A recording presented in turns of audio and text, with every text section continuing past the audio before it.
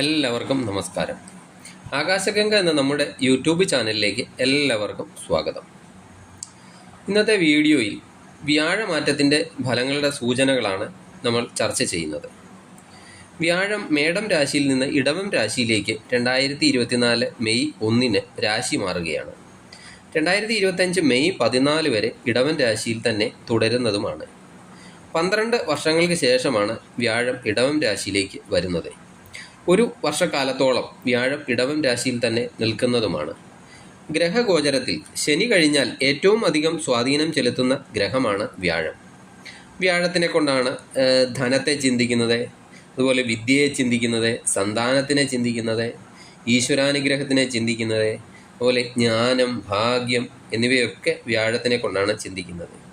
ഇതെല്ലാം കൂടി ചേരുമ്പോഴാണ് നമ്മൾ ഈശ്വരാനുഗ്രഹമുള്ള ഒരു വ്യക്തിയായി തീരുന്നത്. ഈശ്വരാനുഗ്രഹത്തോടൊക്കെ കൂടി മുന്നോട്ട് പോകുമ്പോഴാണ് നമ്മൾ ഐശ്വര്യമൊക്കെ ഉള്ളവരായി തീരുന്നത്. ഈ വ്യാഴഗ്രഹത്തിൻ്റെ രാശിമാറ്റം മൂലം ഓരോ രാശിക്കാർക്കും ചാരവശാൽ എന്തൊക്കെ ഗുണദോഷങ്ങളാണ് ഉണ്ടാകുന്നത് എന്നതിനെപ്പറ്റിയാണ് നമ്മൾ ഈ വീഡിയോയിലൂടെ ചർച്ച ചെയ്യുന്നത്. ഇടവം രാശിക്കാർക്ക് വ്യാഴം അവരുടെ രാശിയിലേക്ക് തന്നെയാണ് രാശി മാറി വരുന്നത്. ഇടവം രാശിക്കാർക്ക് വ്യാഴം 8ാം ഭാവാധിപനും 11ാം ഭാവാധിപനുമാണ്. വ്യാഴത്തിൻ്റെ ദൃഷ്ടി 5ാം ഭാവത്തിലും 7ാം ഭാവത്തിലും 9ാം ഭാവത്തിലും വരുന്നുണ്ട്. വ്യാഴം നിങ്ങളുടെ 1ാം ഭാവത്തിലേക്കാണ് വരുന്നത്. 1ാം ഭാവം എന്താണ്? സെൽഫ്, അതായത് നമ്മളെപ്പറ്റി തന്നെയാണ് 1ാം ഭാവം കൊണ്ട് ചിന്തിക്കുന്നത്. നമ്മുടെ ഇമ്മ്യൂണിറ്റി സിസ്റ്റം, നമ്മൾ എങ്ങനെയുള്ള വ്യക്തിയാണ് എന്നൊക്കെയാണ് 1ാം ഭാവം കൊണ്ട് ചിന്തിക്കുന്നത്. 12 വർഷത്തിന് ശേഷമാണ് വ്യാഴം നിങ്ങളുടെ 1ാം ഭാവത്തിലേക്ക് വരുന്നത്. ഇത് നിങ്ങളുടെ മച്യൂരിറ്റി ലെവലിനെ തന്നെ ഉയർത്തുന്നതാണ്. അതുപോലെ നിങ്ങളുടെ ജ്ഞാനത്തിനെ ഉയർത്തും. എന്താണ് കാരണം? വ്യാഴം ജ്ഞാനത്തിൻ്റെ കാരകനാണ്. നിങ്ങൾക്കറിയാമായിരിക്കും, ജ്യോതിഷത്തിൽ വ്യാഴം ഗുരുവാണ്, അതും ദേവഗുരുവാണ്. വ്യാഴം ജ്ഞാനമൊക്കെ പ്രദാനം ചെയ്യുന്നുമുണ്ട്. അതുപോലെ സന്താനങ്ങളുടെ കാരകൻ കൂടി വ്യാഴമാണ്. ആധ്യാത്മികതയുടെ കാരകൻ വ്യാഴമാണ്. ഇതുകൂടാതെ ധനത്തിൻ്റെ കാരകനും വ്യാഴമാണ്. അതുപോലെ ഭാഗ്യത്തിൻ്റെ കാരകനാണ്. ഈ പറഞ്ഞ എല്ലാം ഉള്ള വ്യാഴമാണ് 1ാം ഭാവത്തിലേക്ക് രാശി മാറി വരുന്നത്. ഇത് തീർച്ചയായിട്ടും നിങ്ങളുടെ ജ്ഞാനം വർദ്ധിക്കുന്നതാണ്.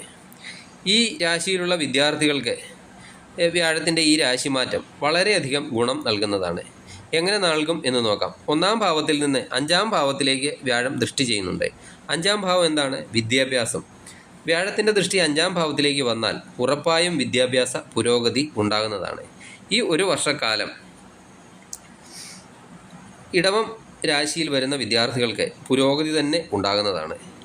വ്യാഴത്തിൻ്റെ 1ാം ഭാവത്തിലെ സ്ഥിതി നിങ്ങളുടെ സ്പിരിച്വാലിറ്റി ലെവൽ വർദ്ധിപ്പിക്കുന്നതാണ്.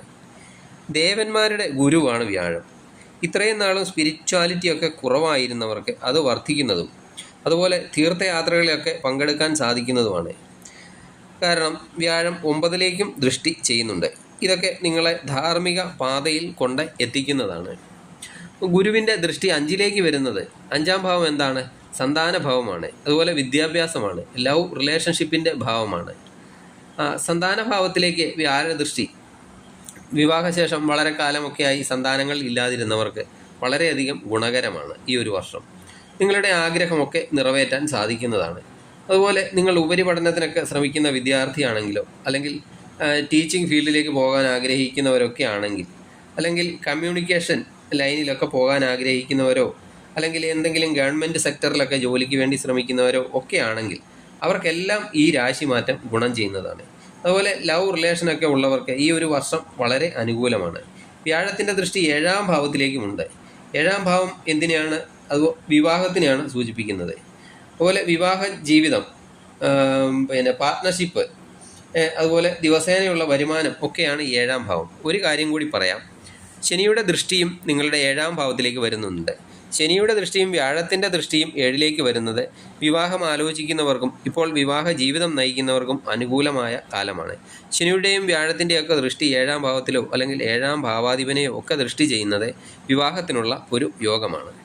7ാം ഭാവാധിപൻ്റെ ദശയൊക്കെ നടക്കുന്നവർക്ക്, അല്ലെങ്കിൽ രാഹുവിൻ്റെ ശുക്രൻ്റെ ഒക്കെ ദശ നടക്കുന്നവർക്ക് 7ാം ഭാവത്തിലേക്ക് നോക്കുന്ന ഗ്രഹത്തിൻ്റെയോ അല്ലെങ്കിൽ 7ാം ഭാവത്തിൽ നിൽക്കുന്ന ഗ്രഹത്തിൻ്റെയോ ഒക്കെ ദശ നടക്കുന്നവർക്ക് ഒക്കെ ഇപ്പം വിവാഹം ആലോചിക്കുന്ന ഇടവൻ രാശിക്കാരാണെങ്കിൽ ഈ വർഷം അവർക്ക് വിവാഹമൊക്കെ നടക്കാനുള്ള അനുകൂലമായ കാലമാണ്. 12 രാശികളിൽ നോക്കിയാൽ ഇടവരാശിക്കാർക്ക് വളരെയധികം അനുകൂലമാണ് വ്യാഴത്തിൻ്റെ ഈ രാശിമാറ്റം.